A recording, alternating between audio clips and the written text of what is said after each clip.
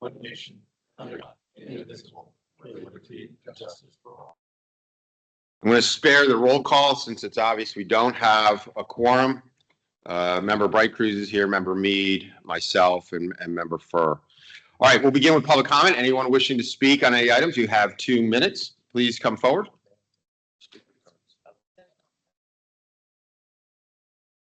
Yeah. Just so everyone's clear, because we don't have a quorum, we won't be voting on any matters, but we're going to cover all of the presentations here today. Ma'am, the floor is yours. Nice to see you again. But if it's red, the head's red.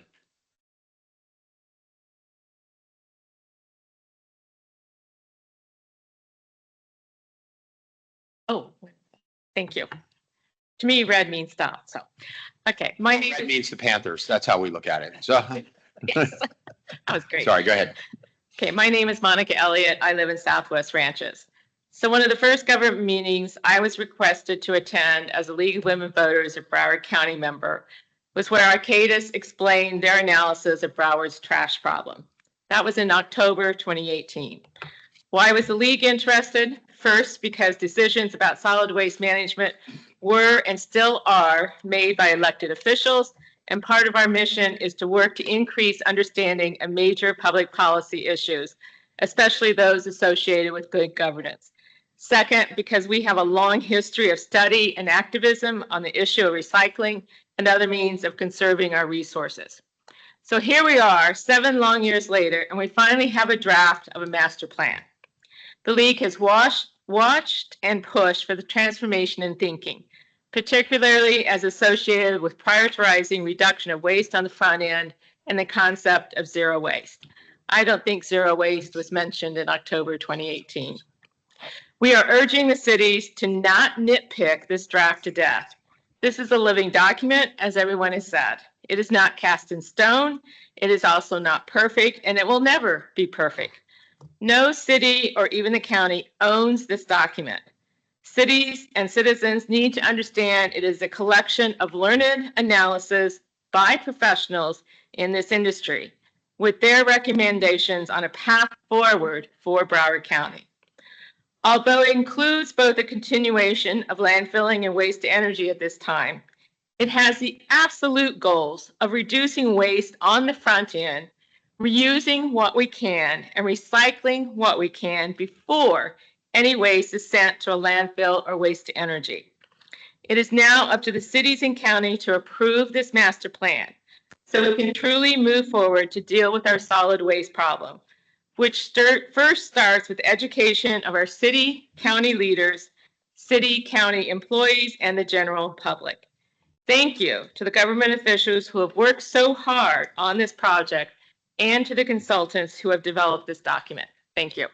Excellent. Thank you Thank very you much. for that. That's very thoughtful. Hopefully you'll do an editorial. Yes, yeah.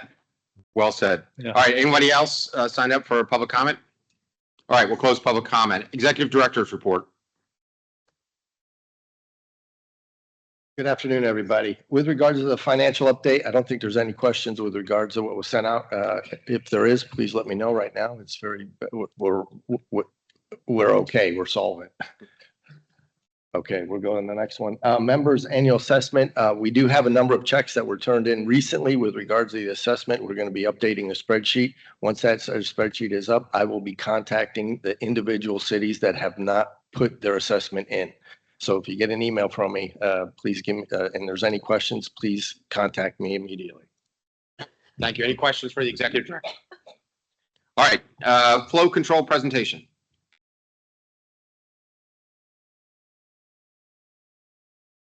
Be here. Okay, make sure so I can stay into the mic so we get it. Good afternoon, everybody. Today we're going to explore flow control, what it is, why it matters, and how it could support a more unified, efficient solid waste system in Broward County.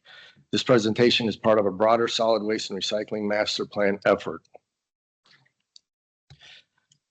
Let's begin with the fundamentals. What we mean by flow control and why it's an important tool in waste systems planning. This is a foundation. This foundation helps us understand the legal and policy mechanisms that allow local governments to manage where waste and recyclables are taken.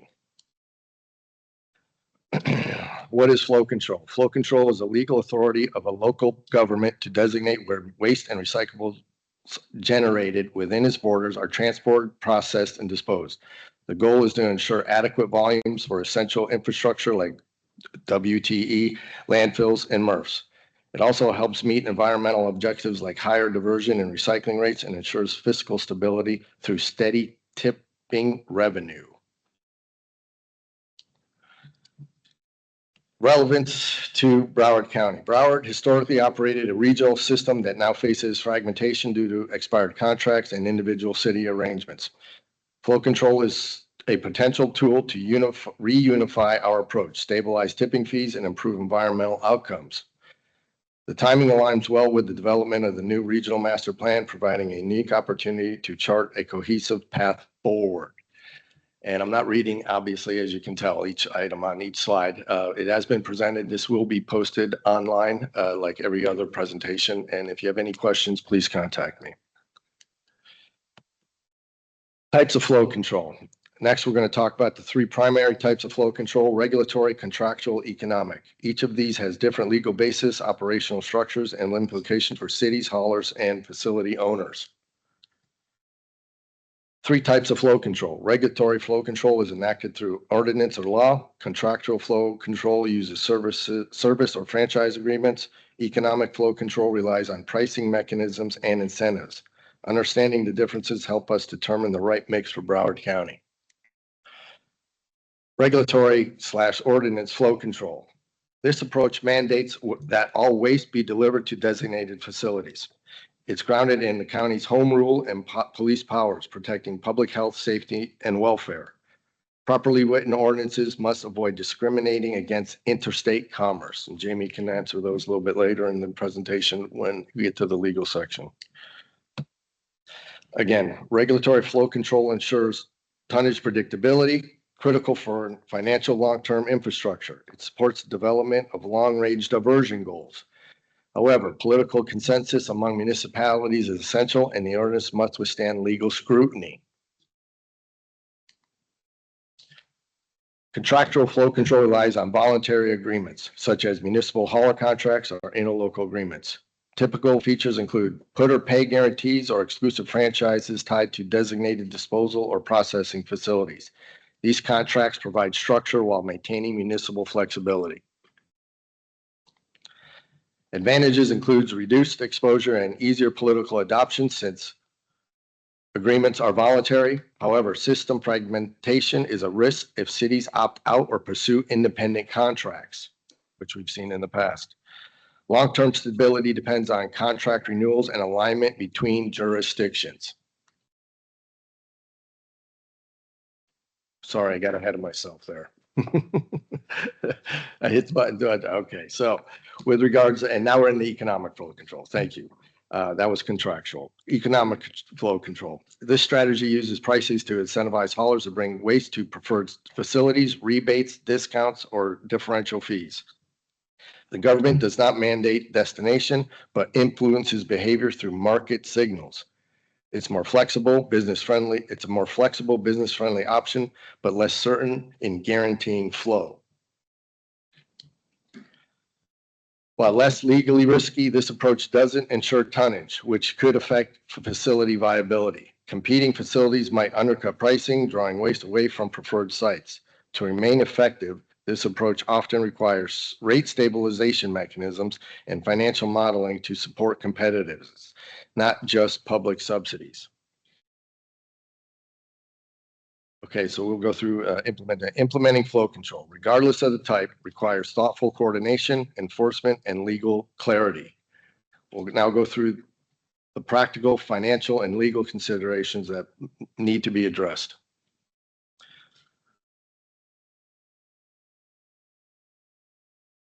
Making sure I'm on the right slide. Okay, thank you. Consider existing factors to consider. Consider existing franchise agreements and municipal hauler contracts that are currently in place. Determine whether designated facilities are public, private, or a combination. This affects flow control mechanisms.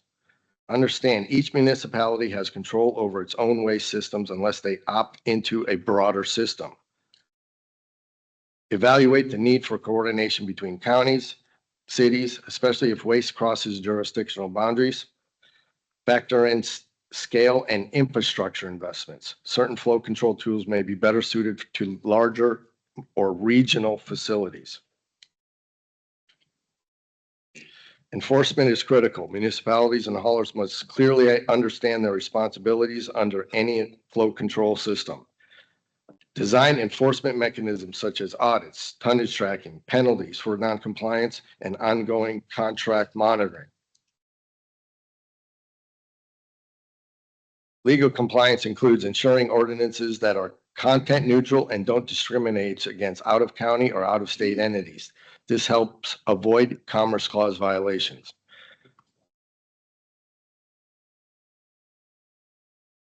Say that again. No, this is this one. Yeah, we're at the right one. Contracts should be competitively procured and transparent to reduce antitrust and legal risk. All enforcement activities should be supported by data systems, regular reporting, and legal review to ensure due process and fair application. Turn it over to slide 16 for legal. Thank you. So the concept of flow control, just to make sure everyone knows what we're talking about, is where a government or a solid waste authority, the county or a city tries to control where all the solid waste is going. And the reason for the SWA why this is important is because if all the cities in the county get together and commit that all of their waste will go wherever the SWA says, the SWA will be able to negotiate better agreements, to have bargaining power. So that's why it's so important to have flow control. And as the executive director mentioned, there's really three types of flow control. One is regulatory, and by regulatory, that means it's done through a regulation. The regulation is an ordinance. So basically the government would pass a law, and the law says your garbage has to go to a specific place. Another is contractual. A city may have a franchise agreement with a company and enter into the contract, and the contract will say the waste will go to a specific place. And the final is economic, and economic is where the governmental entity does something that, as a result of subsidies or through a special assessment, their money could be used to reduce a tipping fee. And by doing that, it makes it so economically in the market, it doesn't make sense for the waste to go elsewhere. So that's deemed to be economic flow control. Now, generally under Florida law, cities, the county, a solid waste authority has the power under its police powers and home rule authority to implement flow control, so long as we don't violate any other state or federal law. And most of the challenges to flow control over the years have been based on the United States Constitution, Article 1, Section 8. And Article 1, Section 8 is the Commerce Clause.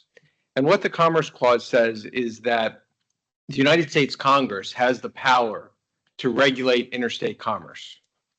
So a state or a city or a solid waste authority does not have the power to regulate interstate commerce. And in the early years of our country, the United States Supreme Court, through several decisions, decided that because the Congress has the authority to regulate interstate commerce, even if the Congress has not legislated in a specific area of interstate commerce, states and cities still can't do it. And that's called the Dormant Commerce Clause, which is kind of like the inversion of the Commerce Clause, but that's what the courts have said. So cities can't, and solid waste authorities, et cetera, are not allowed to regulate in a way that impacts or discriminates against interstate commerce. Now, you're probably saying, well, we're in Broward County. What is the interstate commerce? How does this have anything to do with us? And you're right. It is really kind of a legal issue that it should be a kind of not make much difference. I mean, does it really make sense that any city or anyone in Broward County would take the waste and haul it out of state, like take it all the way up to Georgia or Alabama? Notwithstanding that, there have been lawsuits. There was a lawsuit in 2005 by one of the companies challenging Delray Beach's franchise ordinance that required waste to go to a certain facility. And there was one in 2010 dealing with Coral Springs. Both of those were, by the way, unsuccessful. But this whole concept of flow control as it applies to solid waste goes back to a decision called Carbone. And in that decision, the town of Clarkstown had passed an ordinance. And what the ordinance said is that all solid waste generated in the town has to go to a specific facility. Someone in another state, a hauler from another state, said, well, that's not fair. That affects interstate commerce because people within Clarkstown were not able to send their waste across the state border to another state. And then they were successful. After that, haulers and solid waste companies brought lots of cases basically challenging franchise agreements. But the courts routinely rejected those. And those were not successful because those are done by contract as opposed to simply by ordinance saying it has to go a certain place. So now if you go back historically in Broward County, the Resource Recovery Board did have a requirement that all cities that were part of the Resource Recovery Board had to pass a flow control ordinance. And all the cities passed a flow control ordinance. At the time, I was a city attorney in one of the cities in Broward. This was 25, 30 years ago. And there was a challenge, the Coral Springs case and the Delray Beach case, these were coming up. So what the Resource Recovery Board did at that point is they required all the cities to amend their flow control ordinances. So cities would have an ordinance that says all the waste has to go wherever the Resource Recovery Board says, and we amended it to say, or it's allowed to go out of state. As I mentioned, didn't really have much of an impact because no one wanted to take the waste all the way from Florida out of state. So if we were to, when we do that, when we do flow control, ultimately, we'll probably do the same thing. We'll have that allowance so that it can go either where the SWA says it has to go, or it can go out of state. The impact will be very small. So under our interlocal agreement, we have a provision that says that all of the cities that join have to pass whatever flow control ordinance the SWA says we're going to have, and it will probably have that exception to go out of state. So that would be the regulatory flow control. The SWA would probably also require each city that participates to have in their franchise agreements that all solid waste will go wherever the SWA says it is. That would be the contractual flow control. And the economic flow control, if the board decides to have a special assessment where people will pay on their tax bills an amount to the SWA, and that would be used to subsidize the tipping fee at the facilities that have contracts with the SWA, resulting in a situation where if you send your waste, say, to the facility the SWA says, the fee might be $10 or $15 because it's subsidized. And no one would want to then say, all right, well, we're not going to send it there. We're going to send it to some other facility at $60 or $70. Just economically, it wouldn't make sense. So those are the three types of flow control. And we need to make sure we don't discriminate against interstate commerce, and we will be careful not to do that. But with that proviso, we should be able to do flow control.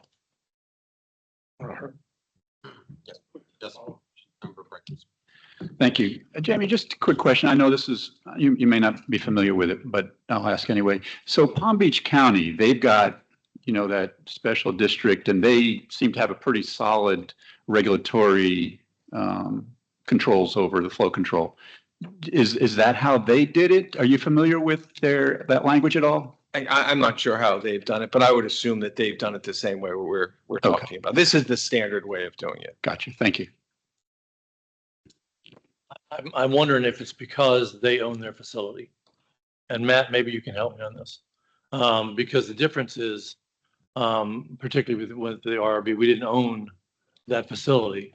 So my understanding is if we actually own the facilities, we can do a regulatory ordinance, correct? If it's going to a publicly owned facility. Correct. But if then it's, then you don't have the Commerce Clause issue. right.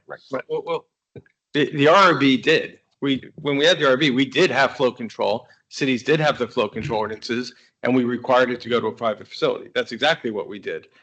But the difference is because, and we had to go through that because we didn't own it. But by the fact, if we owned it, for instance, if we were doing recycling at the Broward County landfill, Right. we own that. And my question is, do we have the capability of, by ordinance, requiring all of the mulch, glass, C&D or whatever to go through there, you know, and not have to have the contractual or the economic, Right. but simply have the regulatory. Because of the destination. Of Correct. the commodity, right? And do you, I mean, I was talking, It'd be an interesting legal issue, but I'm not prepared to concede that we couldn't. okay. And I guess I was talking with Matt a little bit. And Can you this work? something. Right.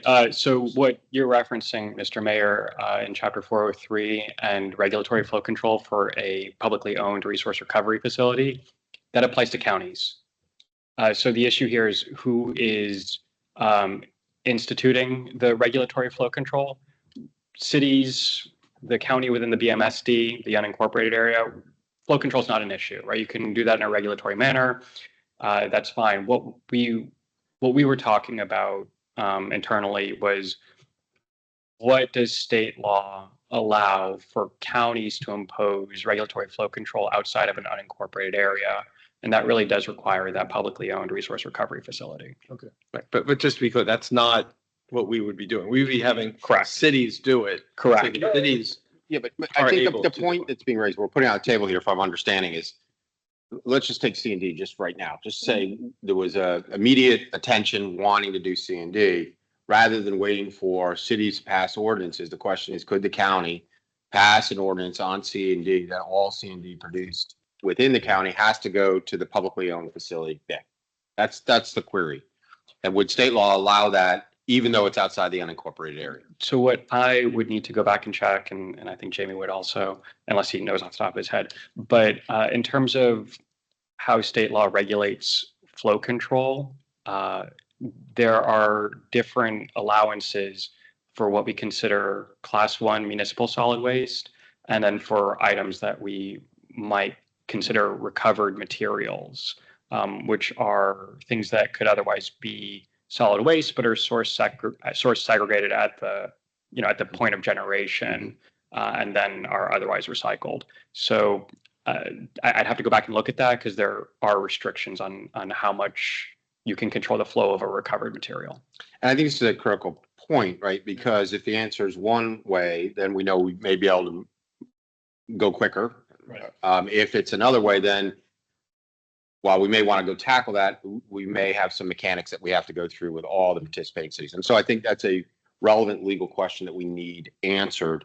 Obviously, we can't give direction today because this is more of a workshop than but I would suggest in working together with the county attorney's office and our council to find a best solution. I will note, and again, this is working from memory, which is imperfect. Within the ILA itself, in the section that governs flow control, we cite to the relevant statutes that cover these limitations on recovered materials. I just don't remember them precisely. And I guess the question, right, is even though we have the ILA, if the county said, look, we're taking action, just like Commissioner Geller decided to do on batteries, right? We're going to take action. Yes, the solid waste authority is going through this. They're going to work through the ILA, going to get the agreements. Maybe the cities pass it. But the county could independently, is a question, independently say, look, this is an area we're going after right now. And we can do this legally. And I don't know that that's the answer. But, since we're all in agreement that we need to try to go get the low hanging fruit, we need to know whether there's a vehicle to do that effectively and efficiently, or we still need to go through the ILA process. I guess, is that a way of summarizing the question? Sure. And to the point of what this whole discussion is about, which is flow control. I know you've brought up, why isn't the county doing this at the Broward County landfill? Because unless you have flow control, unless you can't stand up facilities if you don't know that garbage is going there. If you don't know that you can count on those things. I'm just saying, we can debate that issue, but I think Well- the point is, if we can get the flow, the question is, can we mandate it now? Right, Or right. we have to go through this whole process. Right, but I'm thinking, I'm for the audience to understand the real need for flow control and why this is at the center of what this is all about. That's the end result of it, being able to stand up those facilities and know that they can be funded. Financially viable. Yeah. Right. Agreed, but again, we're not the private market, so this is the first we're really having this discussion that it's not being done or asking for flow. So we haven't even gone back to our haulers. We haven't done the source, but the first step is really understanding on some of this low hanging fruit. Is there a vehicle to do it more rapidly than the approval of the facilities amendment and the draft master plan, and then having ordinances passed by every city to do it, and if it can be mandated by county, if it's destined for a public facility. I mean, again, when you say it, there's a lot of specifics that are not left there, right? Or is the question about the flow of solid waste itself, and specifically Class 1 solid waste that's destined for a resource recovery facility? Who is the entity requiring that, right? Is it a city commission or the Board of County Commissioners? And then separately, when we are talking about C&D recycling, I think, in answering your questions and undertaking the legal analysis, Jamie and I would both need to know what the proposal is. So who is being regulated, what materials are being regulated, what is the end regulation supposed to accomplish? I know it's landfill diversion, but who's taking that action? Yeah, where's it gone from the source through transfer stations? Sure, but how it's who absorbed? is I got liable under the ordinance to do this work? And all of that affects the legal analysis. So some of us may not know the right questions to ask on that, but that's the point of what we need in terms of some legal paperwork for us. We need a memo basically saying, here are the decision points for the executive committee on scenarios you want us to, and they have different implications. So I appreciate that. I know it's far more complex than I'm making it. And to narrow it down a little bit, because the county has just finished their study on the landfill, on 3 items, on yard waste, on glass, and on C&D. I think if we would have answers to those questions there, that would be helpful. I mean, in terms of the county standing up its own processing operations at the BC landfill for Class 3 waste, there's, that's an operational decision. But right. But I guess I'm still talking about what if we wanted to have some flow control tied to that. I'll have to look into that. Correct. Understood. Yeah. Okay. No, I mean, the reality is because there's not enough of some of those coming in there right now, it doesn't make economic sense to stand one up. Right. I mean, we're limited to our customer base at the landfill. Right. You've got a small amount coming in. So unless you had a lot coming in, you're not going to go dedicating acres and acres. Right. And fortunately, you're going to get a big host fee from Waste Management in the years coming. We'll have all this money coming in. So anyway, but I do think part of this is also helpful to instruct the cities about the complexity of moving this and what we have to do. So we'll get you guys working together on the legal issue. I also do think Jamie and I worked on this, but I do think that the flow control section of the ILA does lay out pretty clearly how this could be done. I get that, but the question is if we want to start doing it now, all right? Okay. That's the fundamental question. Not did we not contemplate it? We went through this whole development of the ILA that contemplated flow control. I get that. Yeah. But we've now identified low hanging fruit that we've all agreed doesn't require us to wait for the master plan to be adopted, everybody to sign on. And it also is a backstop to if people abandon this process, if cities abandon this process, I mean. So we need to know, can we go tackle that, in my opinion? The one thing I would add is, under the ILA, that's all after the formation conditions are approved. Right. As far as doing things now, a city right now, any city could pass an ordinance requiring C&D to go to a specific place. The county could pass an ordinance that says that for the unincorporated areas. Under the county charter, city codes, except in certain areas, I don't want to use the word trump, override the county code. So if cities don't want to participate, they can't. So right as we sit here today, there's no mechanism to force cities to pass a flow control ordinance like that. Right. So we need to get voluntary compliance from the cities. I mean, the county could pass it and it would apply countywide unless cities pass conflicting ordinances. But some cities who aren't even part of the SWA, or some that are part of the SWA, may not, which will create different rules in different cities that we need to think of the economic impacts and how that would play Right. out. And it is actually, it's more complex than that, right? Because they also have to deal with transfer stations. You can't be hauling this all over the county. I mean, it's a complex question, but the first question is, if we want to go target, tackle C&D or yard waste and give the county the best opportunity to have that flow control early before we've gone through the entire process, that question is, can that begin and be initiated now? Yeah, because Or you lawyers will get together on that stuff. but it's not, and maybe I'm hearing you wrong, Jamie, but it sounded like you were saying that if the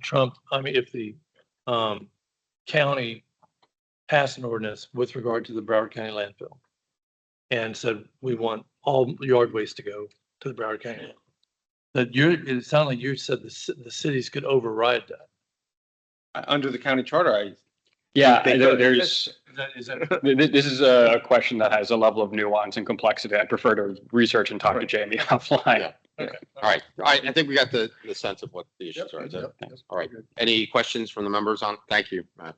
Start the discussion. Okay, perfect. All right, ongoing outreach and education plan update from RRS, Travis, or anybody else? Yeah, Travis is on, actually Travis is online. He's ready. It's the next presentation. Travis, tell me just when you need to advance the slides. We're not hearing you. Can you hear me now? Yes. Hey, good afternoon, everyone. So I can't see from this view the slides. So if you have it up that way, or I can share my screen. There we go. I see it now. Okay. So you want me just to let you know, Todd, when to advance? Yes. Okay. So good afternoon, everyone. I'll go ahead and get going. I know we've got a busy agenda. Again, my name is Travis Barnes. I'm a senior consultant with Resource Recycling Systems. We're part of the overall project team, and we were tasked with doing the analysis on the commercial survey. Next slide, please. So just a couple notes I think it's important for us to all be aware of. We got a total of 135 complete responses from businesses located within Broward County. However, there were not enough responses or variation in responses between different business types. So think between, grocery stores, offices, retail respondents to reflect more specific recycling and garbage preferences and practices between those business types beyond those that we've already provided in here. And when differences or findings between respondent data sets were valid, they've been noted. But when they were not valid or not statistically significant, we did not include them. I think it's also important for us to acknowledge that there might be some inherent bias within the survey responses, given that there are some folks that have been closely monitoring what we've been doing. They probably have a higher interest in recycling and therefore might have been more willing to participate in the survey. And so we just need to take a little bit of our results with a grain of salt, just knowing that there might be a little bias in those that decided to complete the survey. Next slide, please. So we'll cover the respondent demographics. Next slide. So on this one, main takeaway is that we got a good cross section of different businesses. Business owners comprise 66% of the survey responses. I think that's good because business owners are typically the key decision maker, and they should have the most accurate information on, responding to how their business operates. The top right graph shows that the majority of businesses represented in the survey are comprised of smaller businesses, with 61% having 10 or less employees. 27% of respondents had 11 to 49 staff represented. And as I said, there's a good cross section of the different types of businesses, but as well as the owners versus renters, with 57% of the respondents owning their building and 43% renting and leasing that space that they operate their business out of. And most business respondents only had one location, with 75% of all respondents only having one location that they're responding on behalf of. Next slide, please. So this shows the different types of businesses. Again, there was good representation. 30% of respondents were indicated that they were an office type business. followed by restaurants at 12%, retail 9%. You can see the breakout of the other over on the right-hand side, medical at 7%, but good cross-section of responses, which is what we'd want to see. Next slide, please. This shows the location of the businesses that responded. Again, this is to be expected with the larger municipalities having higher response rates. The communities on the far right did not have any representation. I think that's important to note as well. We received no responses from those on the far right column, but otherwise pretty good cross-section across the entire county. Next slide, please.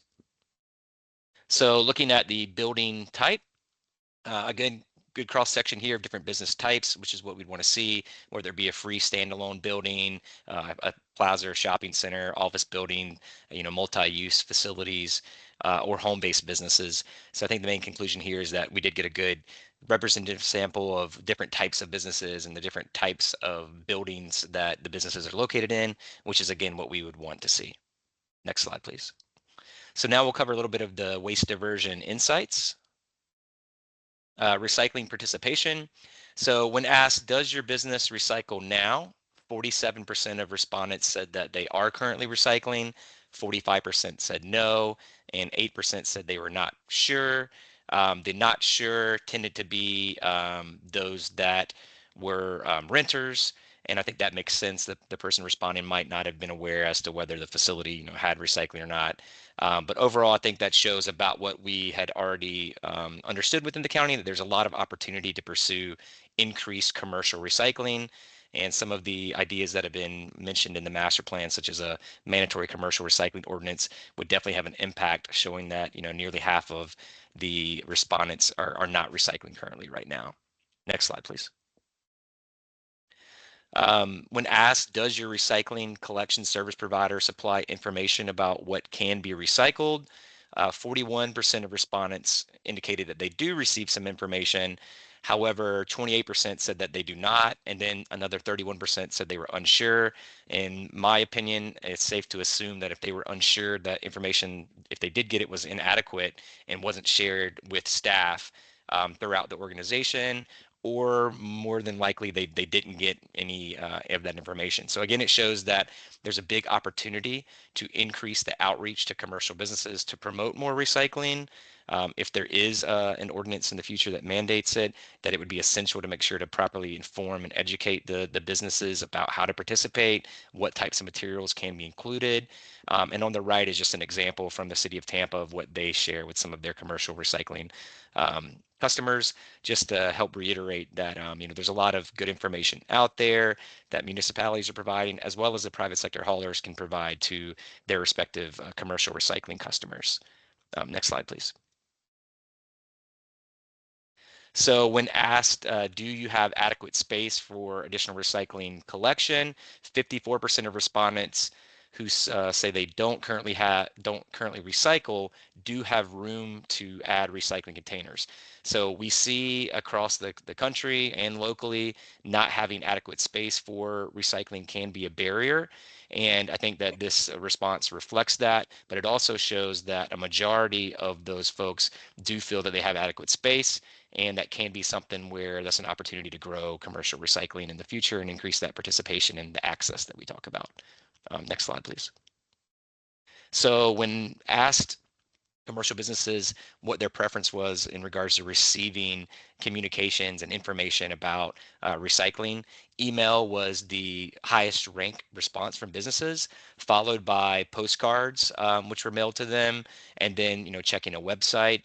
I think what's interesting here is that this might differ from what we see on the residential side, where maybe a smart app or something like that might be more appealing to them. Businesses like to get the communication via probably their business emails, and then those postcards are something that can probably be posted up in, say, maybe a break room or a crew out area in a warehouse or something like that, where it's visible for people to see. So I think that's just a good takeaway for us as we move into exploring, how do we want to engage with businesses to promote more recycling messaging, that we definitely should look at emails as one of the top ways to do that. So can we work with the chambers of commerce and other stakeholders out there to kind of increase our ability to get some of those email addresses and increase a distribution list to get information out in the future would be something that we'd want to look to do. Next slide, please. So when asked to rank, select all the items that can currently be recycled at your business right now. So these are the folks that are already recycling. The responses very closely mirror what we see in your composition of the commercial waste stream, which I think is not to be unexpected, but it's good to kind of see that, you know, people are recycling cardboard, their office paper, plastic containers, metal, and so forth. And that really aligns with the percentage of prevalence in the waste stream, which again, I think is just reaffirming kind of what we already know, but good to see that of those folks that are already participating, they're targeting materials that are kind of abundant in the waste stream. Next slide, please. Food waste management.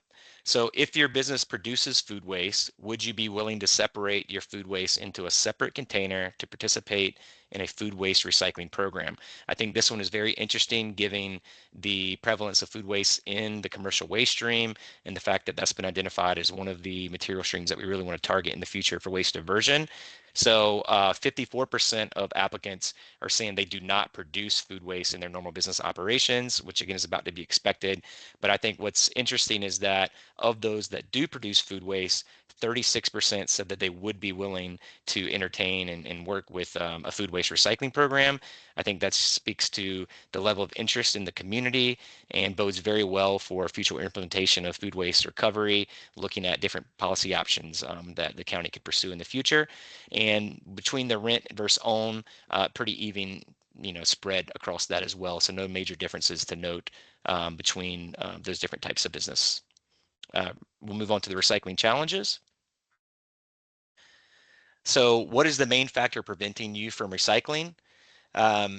It's not offered as an option at my business location was the top ranked with that. And of those respondents, 71% of those were renters, which makes sense because they are probably paying for their solid waste services as part of their rent and not a separate agreement with a service provider.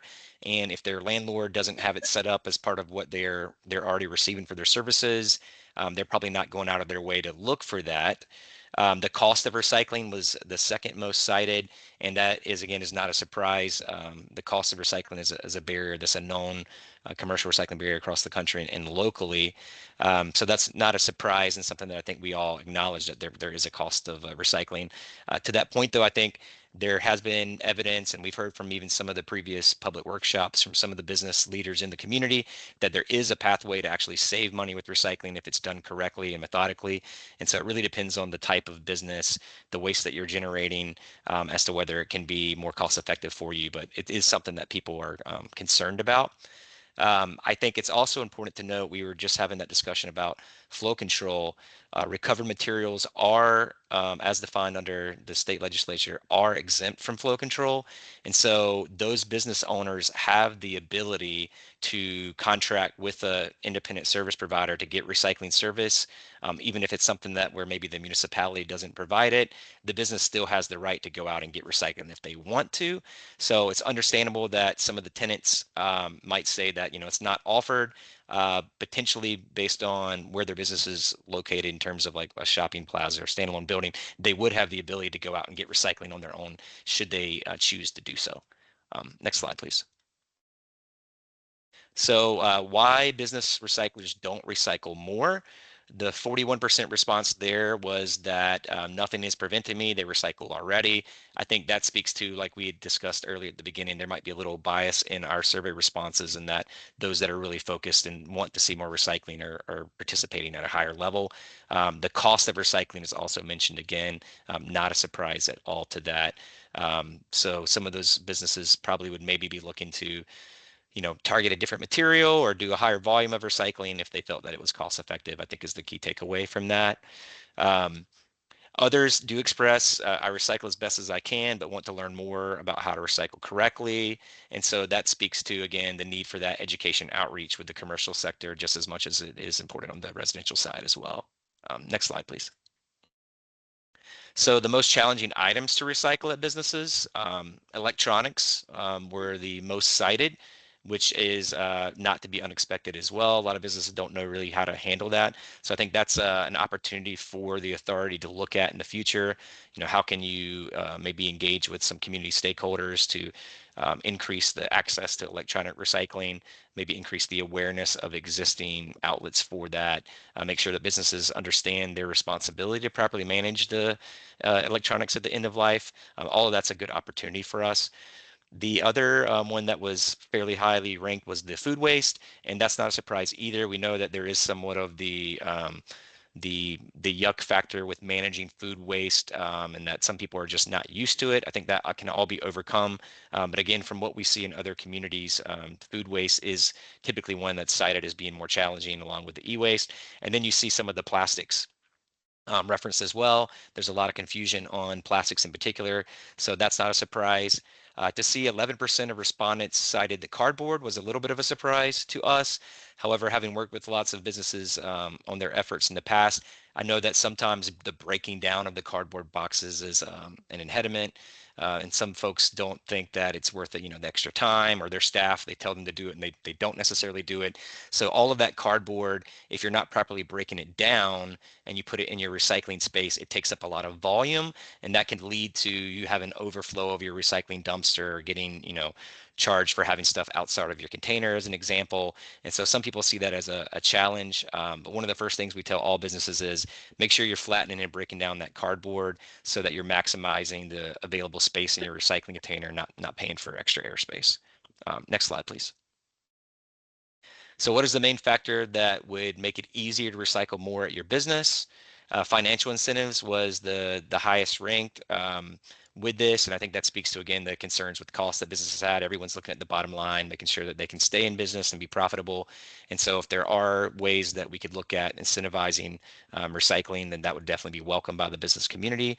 The tied with that was nothing. I think it's easy to recycle now, which again, I think speaks to the fact that we got a lot of recycling advocates that probably took the survey. The other takeaway of this is that there's not really a silver bullet beyond that. Some people mention having clear signage and education, which is a good point that we've already mentioned. The rest of them, you know, wasn't really that significant across the way. So again, it shows that we will need to engage with businesses where they're at. Each business has their own unique challenges, and developing some type of program to help hold businesses through the recycling process will be needed, particularly if we go to explore mandatory recycling down the road. Next slide. So when asked, do you trust that items collected for recycling are being recycled?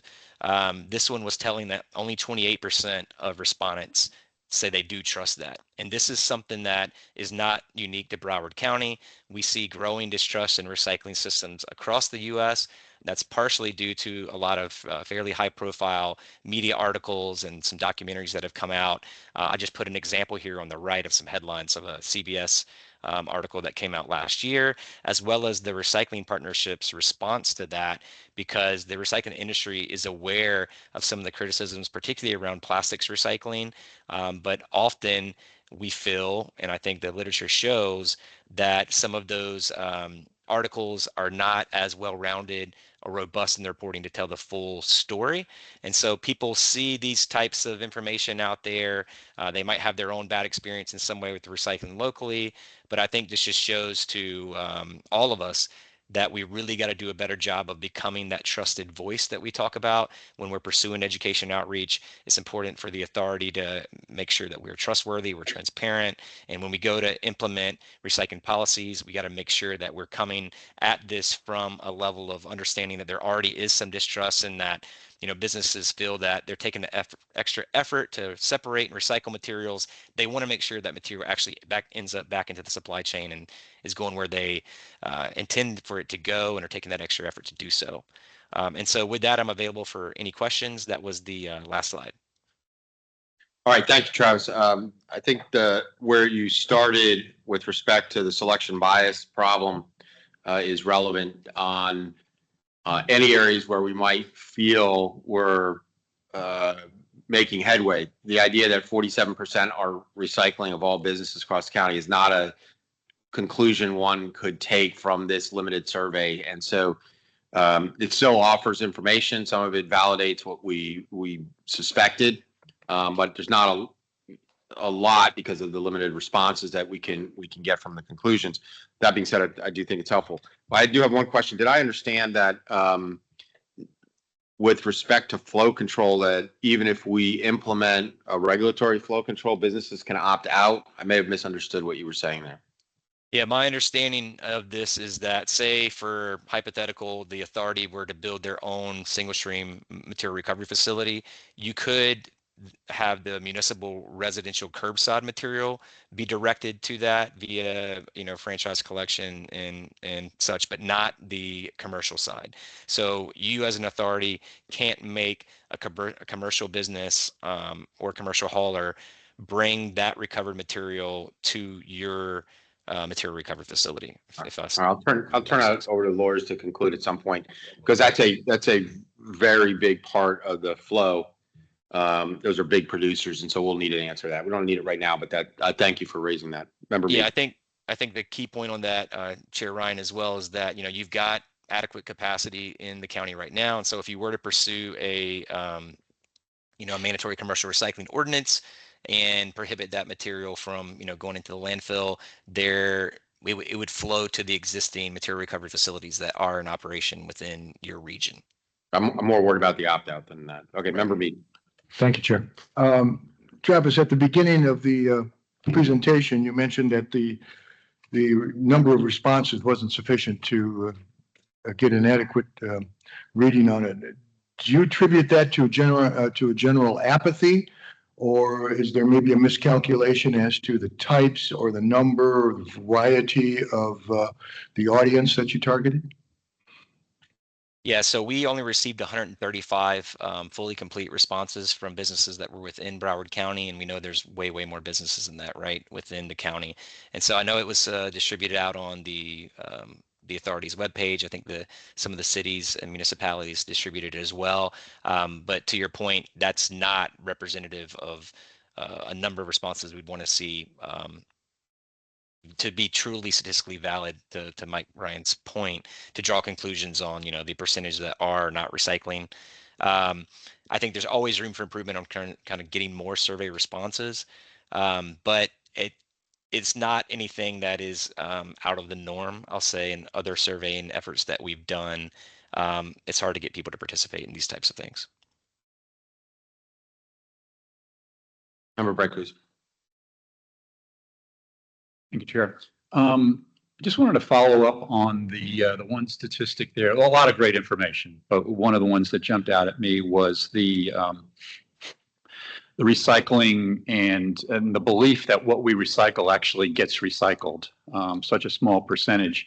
And we're going to have the subcommittee for education going to meet for the first time next week, so I'm excited about that. And one of the things I just wanted to throw out there, make sure that if there's any response to this, I'd love to hear it. But I feel like one of the things that is yet another low-hanging fruit that we could start on almost immediately is to start educating on recycling, that it is in fact back. That I know a lot of people, heard 5-10 years ago with China saying cutting us off and nothing was really going anywhere. And I think we just need to, the sooner we start that education process, we're saying recycling is real. It's happening. It's going on. You may have heard otherwise, but it's critical and it's real. I think we should begin that sooner rather than later. I think that'll be some of the foundation and groundwork for everything else we do after that. Great idea. Member Furr. Yeah.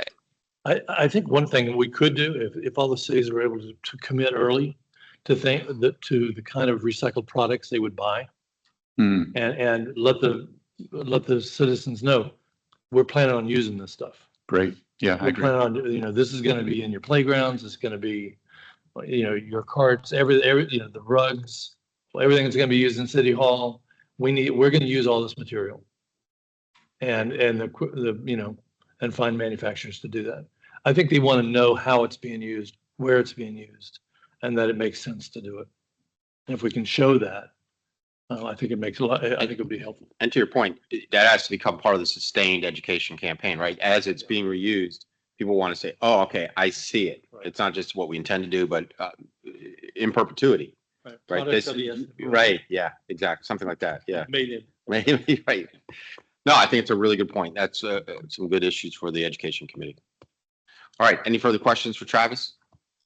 All right, Travis, appreciate it. Thank you for the update. Yes, sir. All right, the C&D subcommittee meeting that was to be held yesterday, not much of an update because it was, We still got conceptual okay. with regards to. All right, conceptual coming up. While you do that, I'll just go to the next one anyway, because it's not going to take long. The C&D subcommittee didn't have a quorum.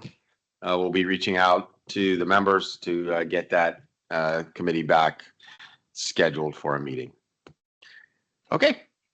It's all Thank you. yours. Hi, everybody. Hey, how are you? Okay, thank you. I'm Haley Zagacki with Conceptual Communications, and I'm here to give you a public outreach update. Next slide, please.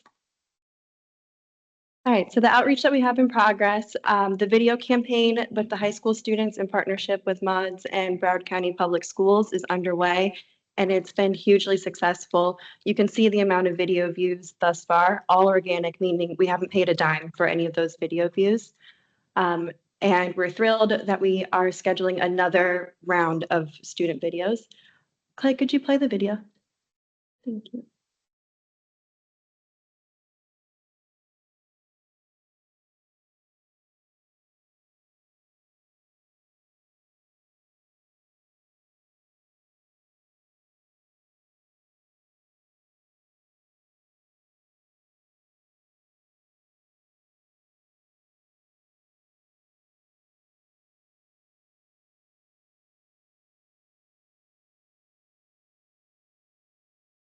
Yes, so those students are great, and they're so thrilled to be a part of this and to share these tips. We also do have 22 students who are signed up to be authority ambassadors, and the event toolkit and promo materials are now available. So if your city would like to check it out and have the student ambassadors and an SWA presence at your events, you can do so. Next slide, please. All right, more outreach in progress. So for the June outreach meetings, we provided all of the materials to the 28 member cities, the county, and our 70+ partner organizations. That includes HOAs and faith-based organizations and others.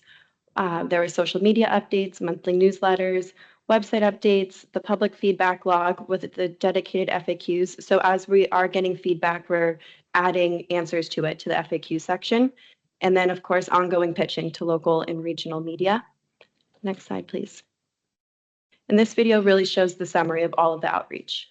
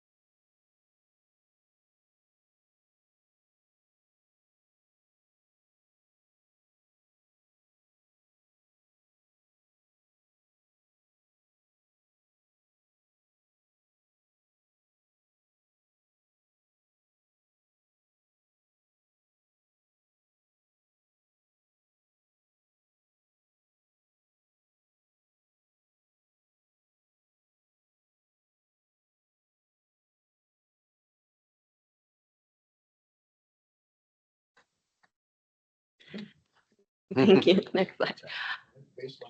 Thank you. All right, so moving forward, we are planning another series of spotlight videos in partnerships with local businesses that are already setting a good example. For example, the new Sprouts in Coconut Creek has already reached a 70% recycling rate. So we have connected with them to see if we can do some videos with them and share what they're doing. We also, I'm so excited. We also have a meeting on the books for July 1st with the Florida Panthers to discuss a partnership with them and a promo series about their recycling efforts and recycling right and waste management practices. And then on June 23rd, as mentioned, is the first public outreach and education subcommittee meeting. Terrific. Thank you so much for the update. Thank you. Any questions for Conceptual? I know you're excited about the upcoming meeting, so there's a lot to work with there. So great job. Thank you for that. Great, thank you. All right. SCS Master Plan Project Schedule Update. We're done with the outreach meetings. That's been completed. You want to say anything else on? Just with regard to the because Henry was there yesterday with the C&D subcommittee meeting. We held that yesterday. We decided, we went through what C&D recycling is, the deposit type programs, the compares, and reviewed the Lee County ordinance. And we have direction with regards to developing a draft ordinance with regards to C&D that mimics or is very similar to the Lee County, and we'll have for a legal review. And Member Mead, would you like to add any more about the meeting yesterday? Yeah, looking forward to a meeting at Lee County. They seem to be up and running. They're doing a 70% recapture rate for all their C&D. So that's a pretty good rate. There are some, I believe, counties in the Panhandle that are getting more than that, but they're smaller counties, so that could be a one-off. It's hard to say at this point. But Lee County is a fairly populous county, and they're maintaining that. So I think it's something that we need to go over there and take a look firsthand at, and go out there and get our boots on and go out in the field and take a look at it. That's a great idea. Just can you circulate that ordinance from there? Yeah, let's circulate the Lee County ordinance Oh, no, absolutely. to the SE. Yeah, no problem. Yeah, And, I think it's important to review it on levels. and it was in the white paper. Okay. Okay, I didn't see it. All right, we'll recirculate so it stands out. All right, any update on SCS master plan schedule update? They're not here today. I just want to make sure, just explain, tell everybody we did complete past 12, all right, outreach meetings. They were done on the 11th, 16th, and 17th. We had fair participation. I thought we had a lot of great comments. Thank you, Southwest Ranches, for being at every one of the meetings in force. And Miramar. But even last night, there was a good showing from Southwest Ranchers. But we are moving forward. We are taking all the comments, questions, et cetera, that were gained from all the outreach meetings, and we will be incorporating them into the final draft, into the final plan. Let me make a few observations, and then I'll turn it over to Member Furr as well.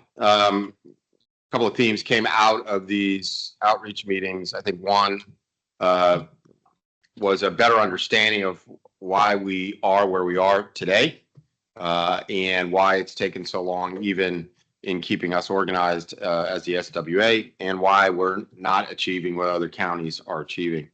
Two, I think there was a general consensus that everyone wants us to go quicker. And we all feel that way about government, but to hear from the community, go faster is something that's important. Third, we are do more, think bigger. I like that energy and that optimism. I think it reflects what the executive committee has been trying to do as well. And that the master plan is a baseline. What we see out of scenario A is a baseline. The community wants more. Fourth, there were some comments that we understand it's going to cost more money than landfilling. That's okay. Just show us what you're doing and deliver on the promises. I'm not speaking for everyone, but I think that was a consistent theme, that we didn't have really anyone saying, don't do this, go to landfilling. And then the last was obviously dealing with waste to energy. The executive committee is going to be faced at a meeting where we have everybody together to start providing guidance. And the options really center around what to say about WTE. As we all know, the master plan in its draft and scenario A does not call for any additional waste to energy facilities, either sited new or expansion. But we are still left with doubts about that seem to either reflect fear or a legitimate concern. So we're going to be faced with having to, how do we characterize what we're saying about waste energy? I'm not saying we're not going to do that today, but I put into everyone's mind that the choices are, never use waste energy at all in our county, continue the use of the existing facilities, expand the existing facility, but no new sites, or close the option of ever expanding. These are things that we're going to have to make value judgments on. I would say that the comment to all of it for the energy that's out there against waste energy, which is vocal, may represent a minority. We've received comments that some people are more supportive of waste energy based on their review of newer systems. But it's still important that we address it. And finally, with respect to the questions regarding the literature that was provided related to health effects, Daniel can talk about this at the next meeting, but the direction from the executive committee was for, and it was very clear, was for SES to provide us all of the scientific literature related to health effects associated with WT that are peer reviewed, not periodicals or blog postings or accumulation of anecdotal reports that are not peer reviewed. And they have provided that. That material is there. There are certainly other publications out there on it, and we certainly can ask SES to qualify or characterize that. But the direction that we gave them was to provide peer review for obvious reasons. So we'll need them to comment when they come next time on that, because there were legitimate questions raised about, was this weighted or peer reviewed?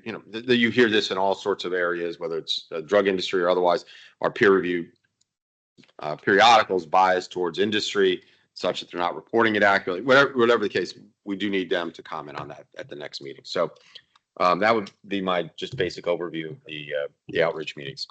And for me, it was like, I was impressed, one, by how much interest there is overall, and the interest in getting right information, getting a broad information, and wanting it not to be kind of splintered and needing that full spectrum. I guess I'm tasked with being on the county, from giving kind of a county position in what is, a somewhat city-centric organization. And I was constantly having to kind of let people know of what the county's responsibility is, of what the statutory responsibility is. And that the difference when I was a city commissioner of only having to worry about if the garbage got picked up. And from the county perspective, and I think what needs to happen with the SWA is to start thinking of it from a county perspective, because you do have to think of where it's going, what's going to happen to it there, and what is the end result of that. And when I think of it that, and I would bring up issues such as the amount of methane coming out of landfills, and realizing that most people had no idea of that kind of stuff and didn't realize the connection to climate change, to heat, to all those different things, and why the county is having to consider those kind of big issues. Not just worrying about where we can just put it in a landfill in somebody else's county. We can't do that. And having to worry about what if those other counties say, we don't want your garbage anymore. Charge them. Yeah, or much like what Palm Beach did when we were sending all of our stuff to, not 13 cities were sending their garbage to their waste energy plant, and then they said, nope. So knowing that, and knowing that spectrum of realities,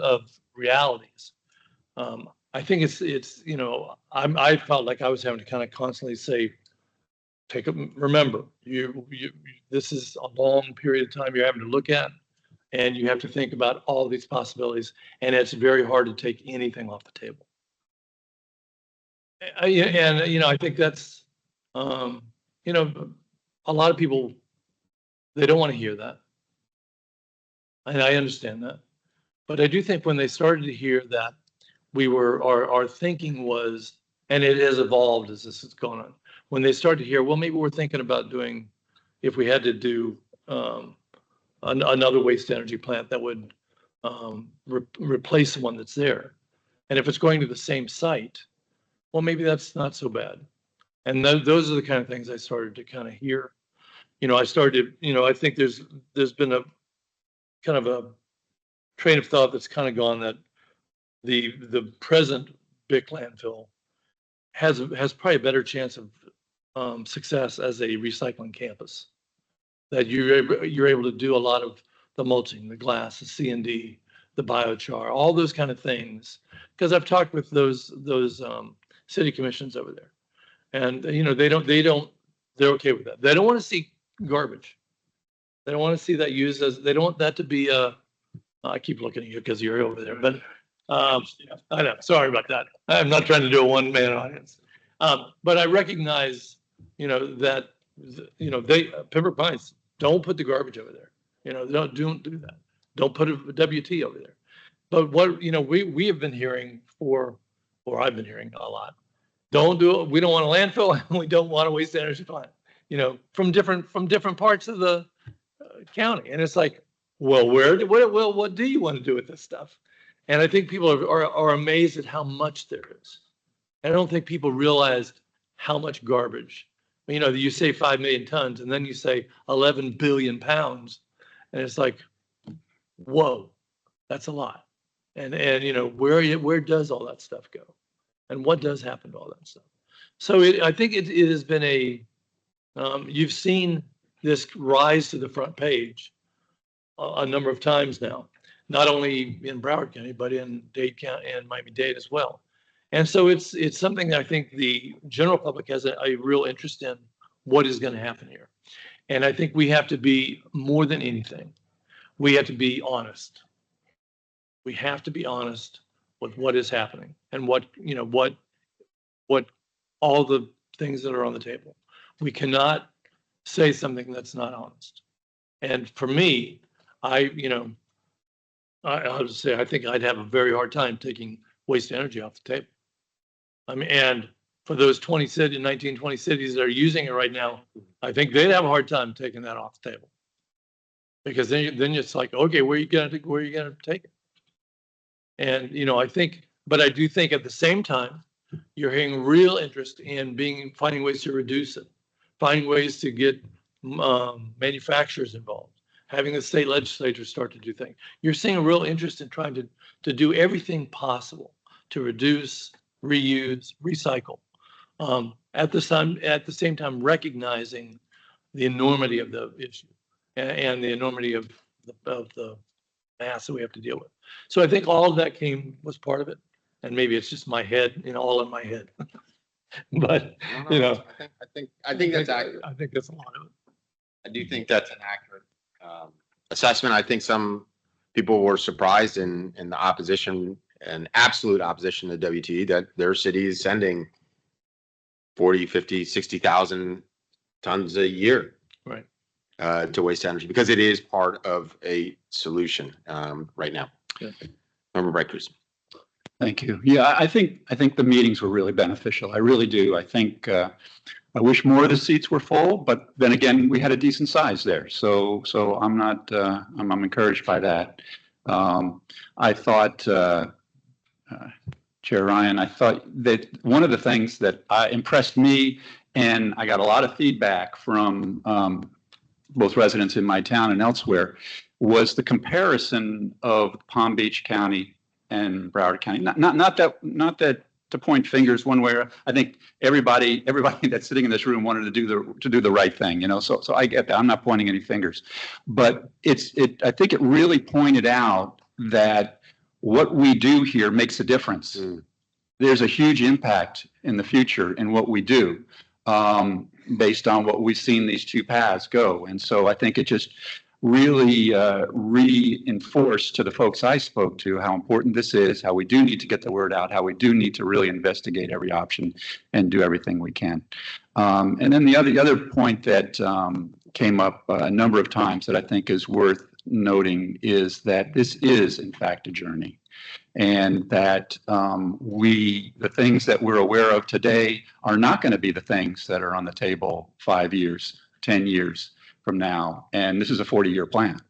So it's definitely something that we need to make the best decisions at the time we've got, while still maintaining options, going forward to do what things that we don't are either unproven at this point, but could potentially be good, or frankly, we don't even know about yet. And so, but overall, I'll say I thought it was a really good effort. I thought it was a great first step in engaging the public, and just look forward. I think it's a good stepping stone to move us forward once we get a real plan in place and in continuing education.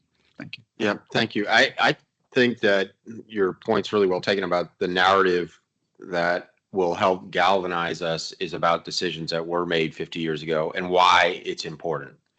And I think everything that came out of that, while people are very energetic on a particular topic, it was not meant as division. It was meant to participate and to understand the larger picture. And in the context of Southwest Ranches, I want to congratulate you, Mayor, on the work that your residents are doing, the zero waste advisory board that you have, that the committee's focused on that. Very, very thoughtful and ambitious and deliberate.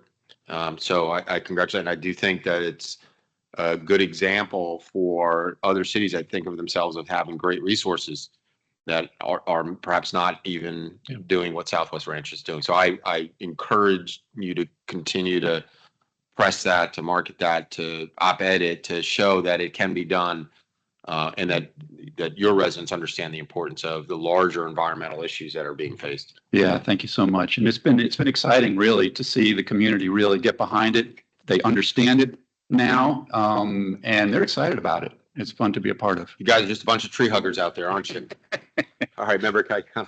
It's really important that we get this message out, because people have forever thought, oh, we take our garbage out to the curb and it magically disappears. It's reappearing somewhere, and it's getting to the point with mountains of trash that people have to understand the cost of shipping it to other places and what we have to do now to protect ourselves, because it's only going to get worse as more and more people move here. I'm thrilled that the people in your area are thrilled, but are getting more understanding. But everybody needs to have more understanding about this, because you just can't keep thinking that poof, it disappears, and not ever thinking about where it reappears. Right. And I think along that line and we'll move on to the next topic, but for instance, in Southwest Ranches or any city, whether it's Coral Springs, I know that Member Mateo Bowen's been putting, it's best practices that can now be harvested and promoted on our site. These are what cities are doing already. I think that's an important part of showing that momentum. And we should dedicate, page space on the site so that people can go and replicate. If nothing else, say, why aren't, we all know that neighboring municipalities that start something, the next one over says, why aren't we doing it, right? If they can do it. And I think we need to continue that effort and frankly, ramp it up. So, okay. County update on hurricane season. No hurricanes this year, is that right? None. All right. None. So everybody, you're welcome.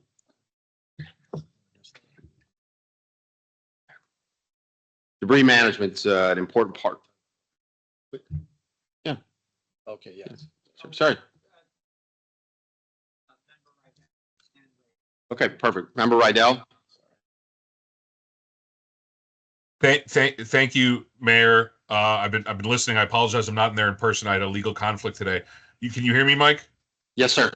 The only thing I just wanted to add on kind of this discussion in terms of outreach, and I didn't know if I was going to do it over new business or old business, but it's going to echo my remarks that I made at the elected official workshop, is we really need to be creative. And today, is another day. I never mean to mock our attendance, but it's a little frustrating when we hear elected officials that feel like they're not part of a process that I think has been beyond open, beyond transparent, and welcoming of all comments. And I think we need to figure out a better way. And I don't know that answer. I just want to put the seed in everyone there and everyone listening, the millions of people, that we need to figure out a way to transmit this to our electeds better, or we're going to have a struggling time come when we have to go all around the county again. And I think all of your comments today are completely correct, but I just want to echo those comments that I made last time, because you get frustrated when you're talking to another elected official that just doesn't seem to have a vested interest in it, has a public vested interest in it, but doesn't understand the inner workings of what we're doing. And they really need to feel like and be at the table. That's my only comment, Mayor. I appreciate the time, and I really appreciated watching you on television from my bedroom, taking pictures from the ice last night. So I just wanted to, both mayors, both the chair and the vice chair. So I just wanted to I just can't touch that comment at all. Actually, it's just too dangerous. But go Cats, and I'll leave it at that. I think, Member Rydell, your point is quite salient. I think that our next stage, now that we've come out of these public outreach meetings, we've learned some lessons from it, is we need a very dedicated, tight message to all of the electeds, both those that are on governing board and those that are not. We cannot use the elected official PowerPoint deck to get information out. It's just too dense. But we need to work with the executive director and Daniel to develop that tight messaging. And it really should go out. It has to go out, no later than mid-July. We need to get this out. A lot of cities will be off. The county takes off for a few months or whatever it does. Just kidding. But we need to get it out, because we're going to come back in August and September and be asking folks to make some decisions now. So Member Rydell, thank you for those comments, and I'll work with the executive director on that. Thank you, Mr. Chair. All right. County update on debris management, an important part of consideration for any solid waste authority, particularly in a built-out county like Broward.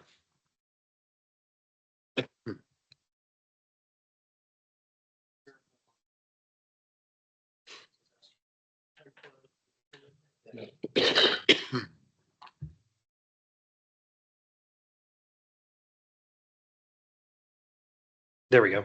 Hi, sorry. Buck Dickinson, the Public Assistance Director for Debris Tech. We are a disaster debris monitoring firm for Broward County. Broward County, as you just mentioned, is very unique in the sense that there's not a lot of open space for disaster debris management. The county has put forth an effort in working with all the municipalities within the county and other pieces of the government to kind of share the responsibility and do what we can to put together a plan that will ultimately expedite the disaster debris removal process, maintaining compliance with FEMA regulations to ensure everybody is reimbursed, and ultimately clean up the debris as quickly as possible, as efficiently as possible, and get back to normal. So next slide, please.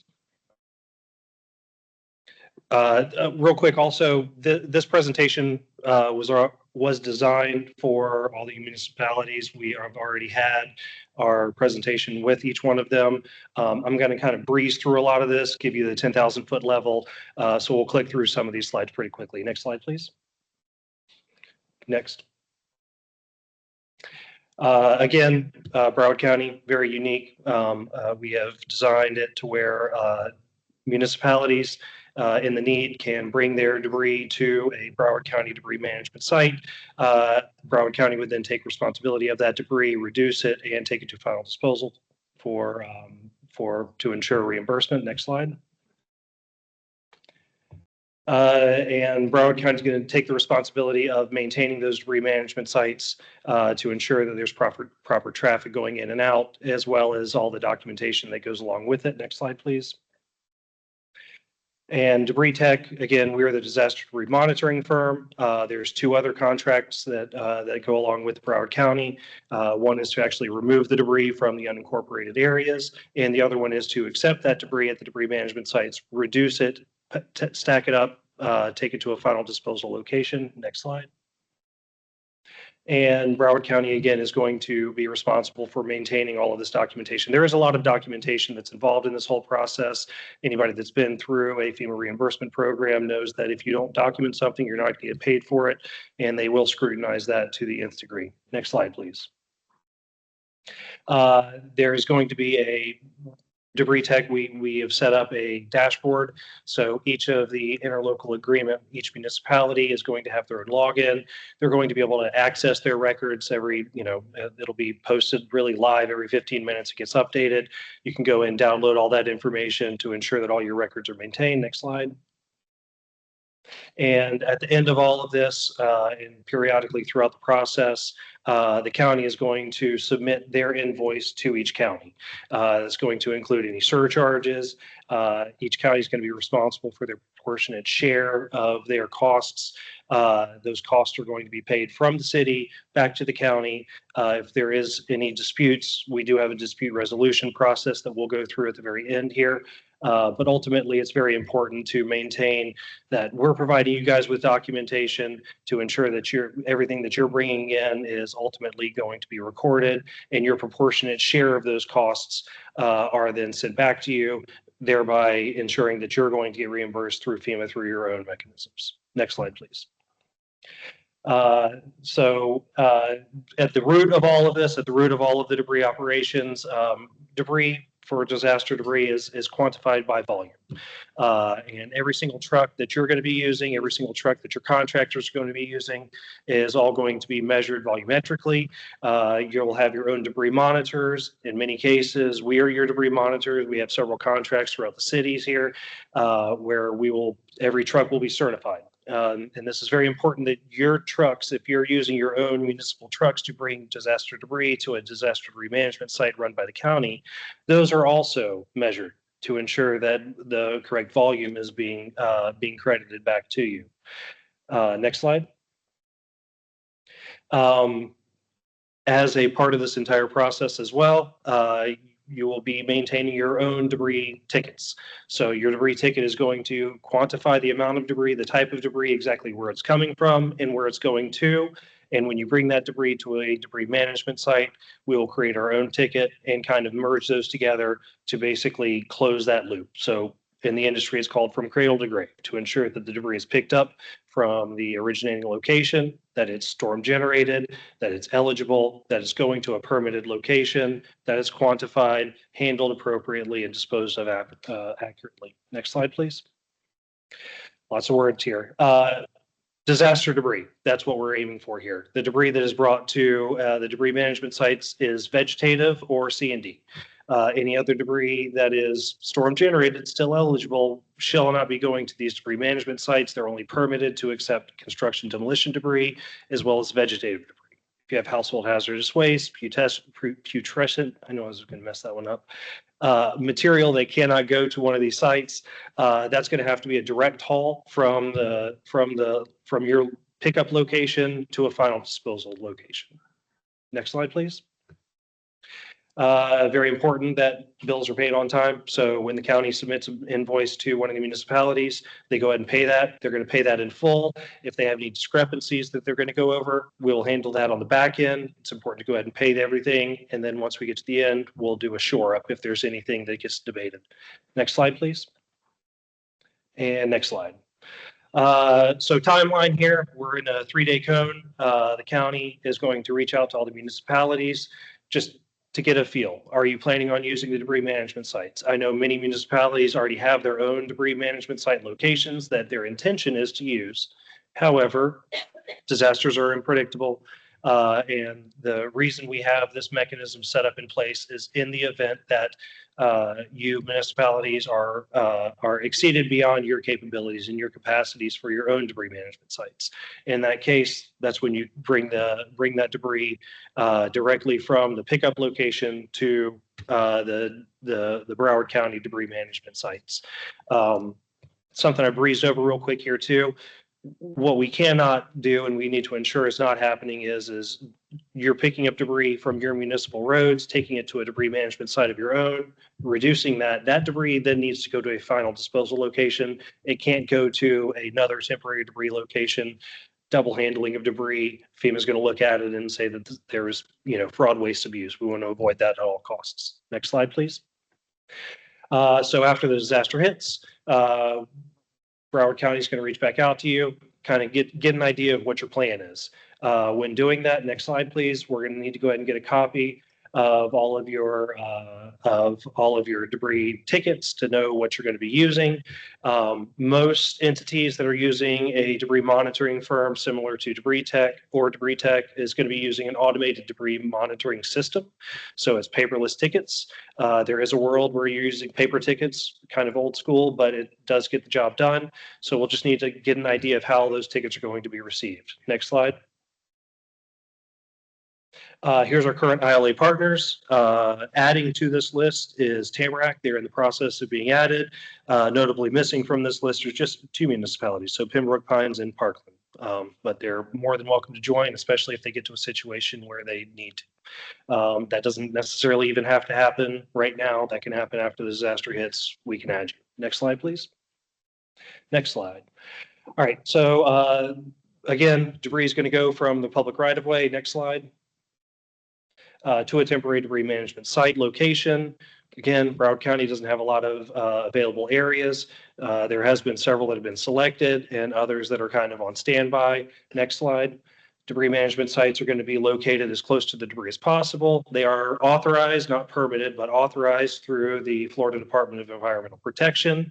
That is a process that has already occurred for the 3 main debris management sites, and all of the other debris management sites are kind of primed and ready to go in case they do need to get authorized on the fly, which can happen after executive order. Next slide, please. Debris is going to come in, go by a debris tower. Next slide. And that debris is going to be separated. Here we have vegetative debris on one side, C&D on the other. Next slide.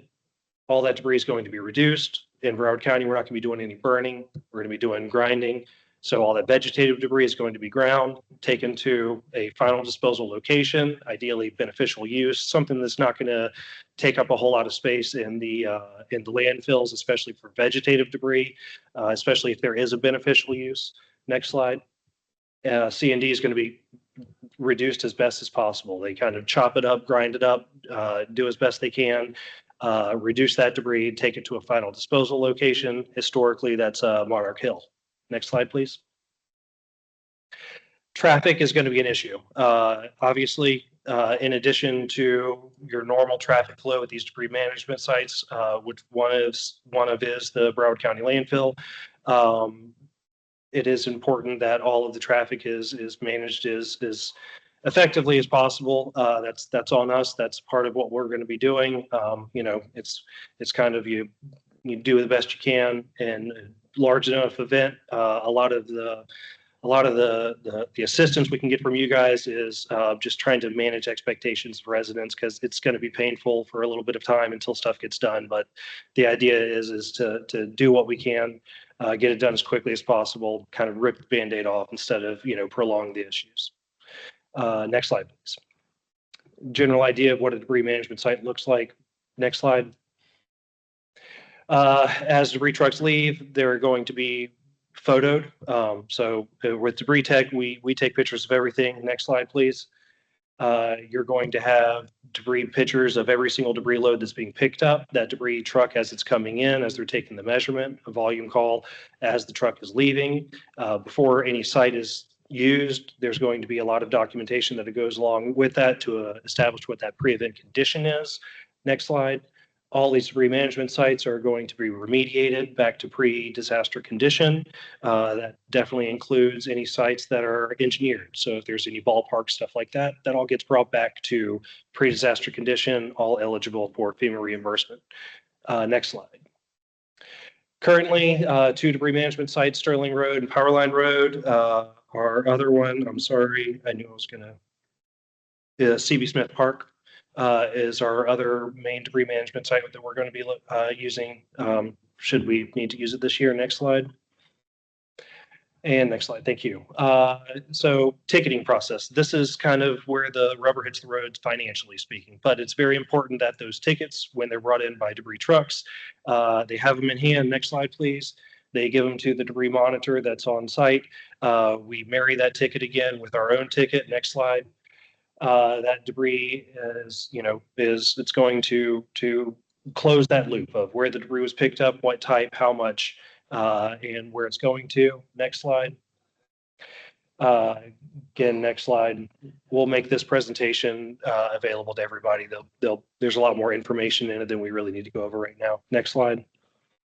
As you see here, you're going to have pictures of every single debris load that's coming in. So if we get to a dispute resolution, the idea is not to stop operations and try to figure it out and hold up traffic. The idea is to, hey, we understand we're going to make the call this way. We can go back and visit this at the end of the day. Here's our photos of everything. Usually the issue is a truck driver says, no, that was 85% full. And we say, no, it was 65% full. And we can sit there and just kind of iron it out right then and there. All of this documentation is going to be accessible by each one of the municipalities that are a part of the interlocal agreement. Next slide, please. Again, as an invoice is submitted from Broward County to the ILA partners, need to get those things paid. Next slide. If there's any issues, any disputes that can be resolved. Next slide.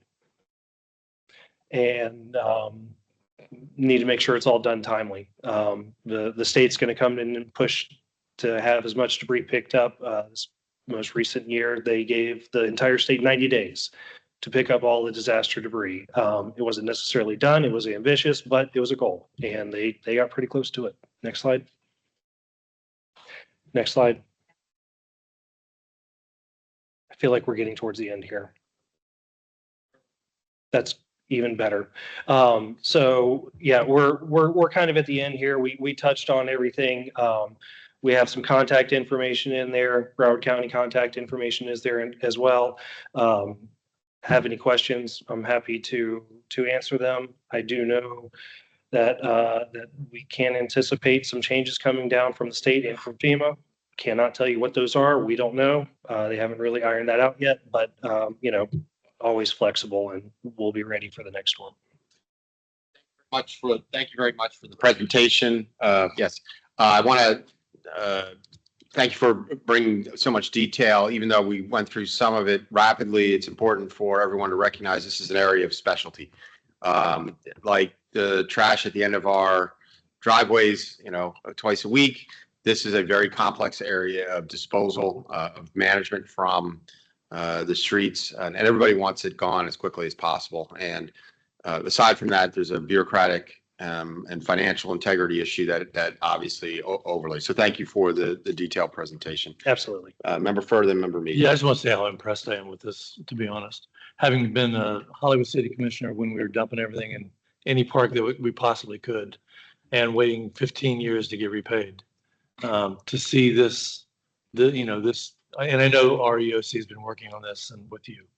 I'm just glad to see how streamlined it has become and how modernized. Thank you. Yeah, I would like to say that it's a very simple process that's done so repetitively that it's easy to mess up. But I do think that we've kind of cracked the code as far as that goes. Thank you. Thank you. Member Mead.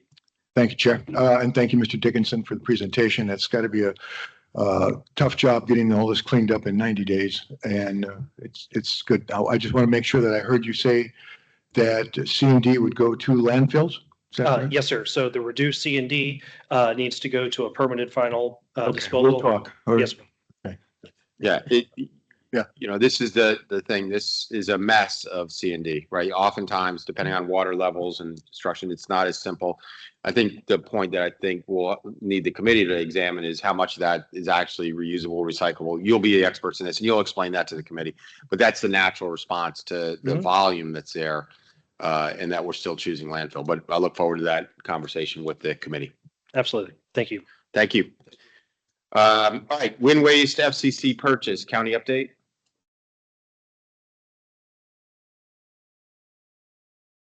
Good afternoon, Michael Ruiz, Broward County Assistant County Administrator, the one that's not Kevin Kelleher. I'm going to provide a brief update. That'll include a brief timeline and also answer the 5 questions that we received from the city of Miramar, and I'll answer any questions that I'm capable of answering after that. So just to remind you, we're speaking of the potential sale of the South Broward Waste Energy Facility, which is just east of 441, just south of 595.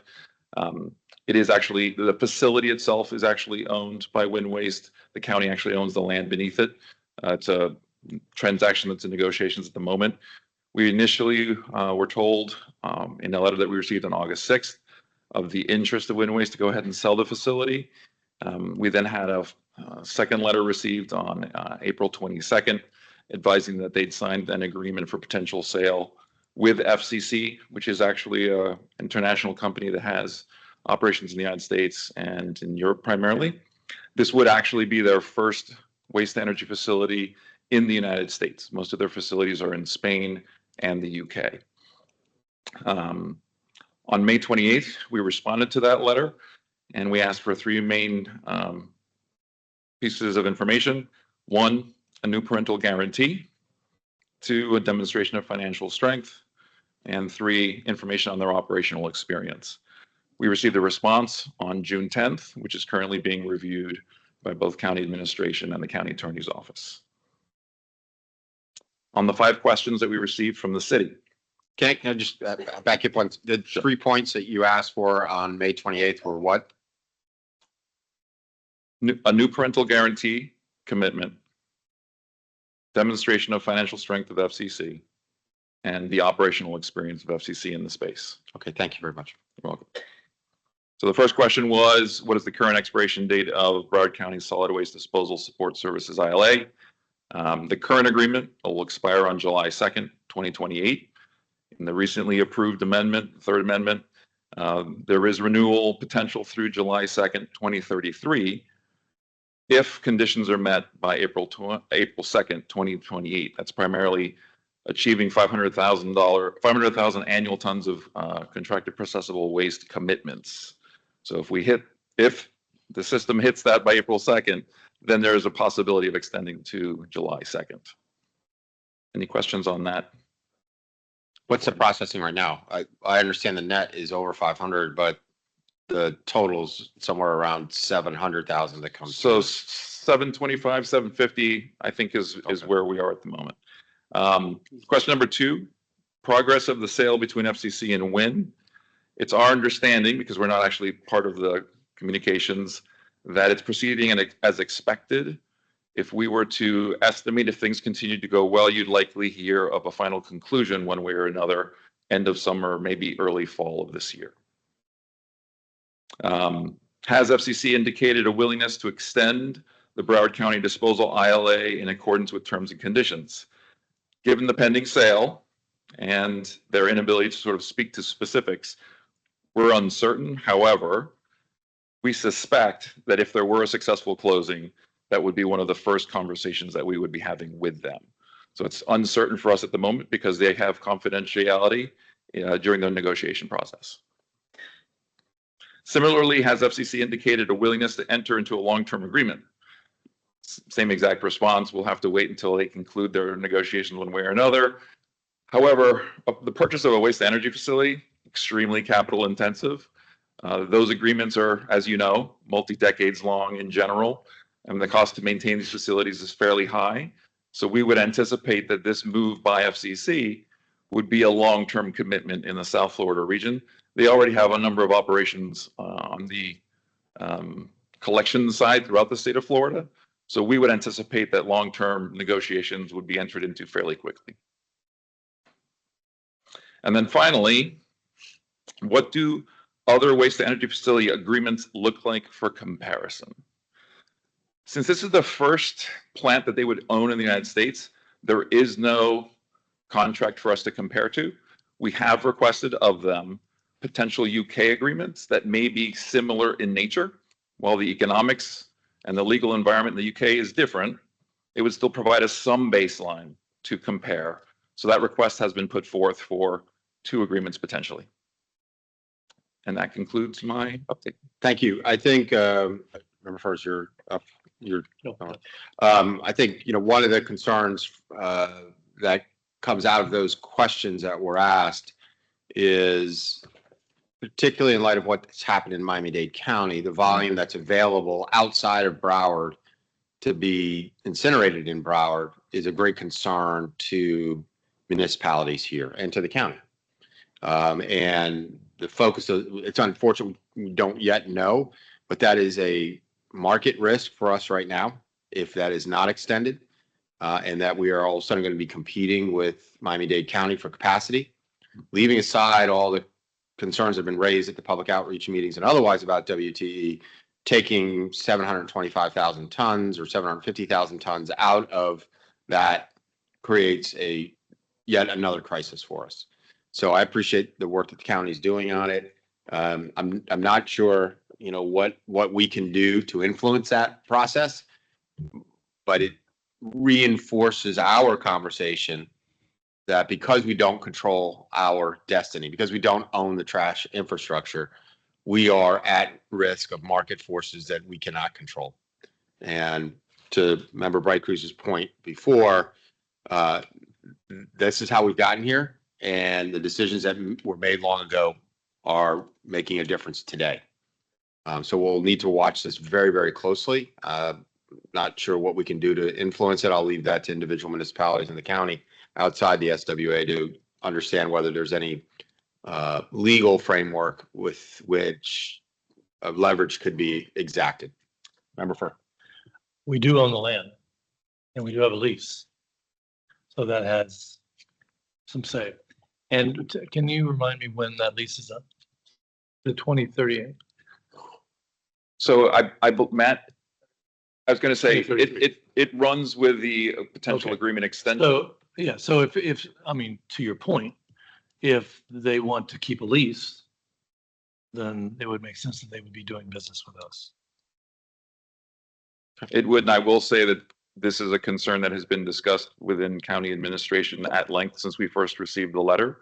And we'll be doing everything possible to ensure that our capacity remains with Broward County. Right, it's protected. And I think the cities in the county are aligned and shoulder to shoulder on this issue. Thank you. All right, any further questions? Excellent. Thank you so much. New or old business, let me just raise that because we didn't have a quorum today, I've asked the executive director to survey availability of the members for June 26th and June 30th for a meeting. So we're not waiting till mid-July for some of these discussions that we have to have. That'll be done. Both would be at 9 a.m. So the survey will go out. As part of that, it'll be important to communicate. The reason we're doing it is because we didn't reach a quorum today. Similarly, at the same time, I suggest that you communicate to the executive committee members that were either not here present or online to invite them to watch the presentations. They were very informative today. We didn't slow down to wait for them, and I think that it's all foundational information that's important for some of the decisions. Member Fur. I would ask the executive director to remind the members that to remind their alternates. That's a good point. If they